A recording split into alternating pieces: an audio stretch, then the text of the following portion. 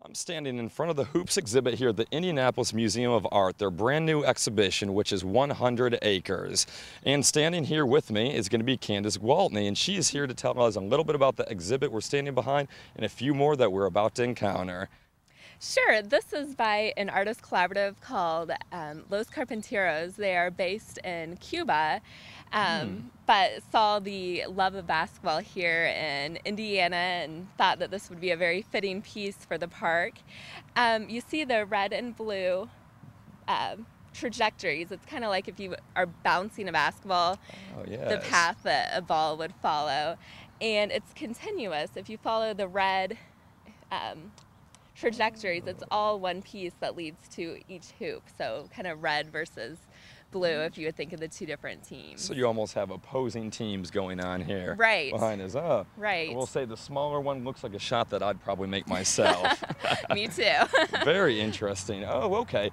So we have Cuban architects, or I should say artists, that came out here and designed this for us here in the States. That's very intriguing, very intriguing. And they were here for the opening weekend, and they were out here playing basketball because people are free to just play out here. You can bring out your basketball. It may be hard to get a full game going, but you can play and shoot some hoops. And so have we had any notable Pacer players come out here, or any celebrities yet, or is that in the future? You know, I'm not sure who all has been out here. Opening day, we did have Senator Lugar out for the tip-off to open up the park on June 20th. So. Now, all these other exhibits that we're going to be featured, are they going to be nearly as intriguing as this, or what will you be taking us around to? They are all very different, but all a lot of really fun ones like this. Also, some more reflective pieces. A favorite among the kids is Funky Bones. It's just a big skeletal form out in the middle of the meadow. Kids are free to climb around on it as well. You can have a picnic out there. That one's a lot of fun. Another one is called Bench Around the Park, and if you think of a park bench, it's there are 15 around the lake, so bench around the lake, and it's as if it comes out of the ground, snakes around, so some of them you can sit on, some of them you can't, and then it dives back underground, so it's as if it's a continuous serpentine path around the lake. So much like the continuous ball that's bouncing around here, the park benches do the same thing. Right, exactly. We have two that are out in the lake. As you said, the park is called 100 acres. 35 acres of that is actually the lake.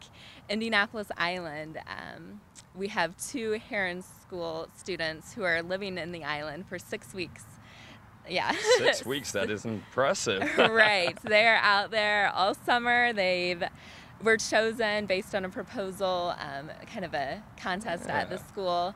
Okay. So they are living out there. They've designed the interior. They have a rowboat is how they get to the island and back. And they're taking tours, and they have a blog as well that you can follow what they're doing. So do they have internet access when they're on the island, or is it? They do. They do, okay. Yes, and you know, they actually put together a bicycle-powered generator. So in order to give them power out there, they have to pedal to create the power. So they truly earn their own power, their energy, exactly. if you will. And that was a part of their proposal. That was what they put together. So. All right. So you said 6 weeks is how long they're going to be out there for. Right. So after they're done with the 6 weeks, are you guys going to have a celebration, or is it going to be kind of mundane and they're just going to ease out? I don't know. You might be able to ask them that, because a lot of it has kind of been their creation. I know that they have lots of things going on where you can leave messages and little miniature versions of their island floating around in the lake. They've been collecting those. If you go out and visit them, they've called their project Give and Take.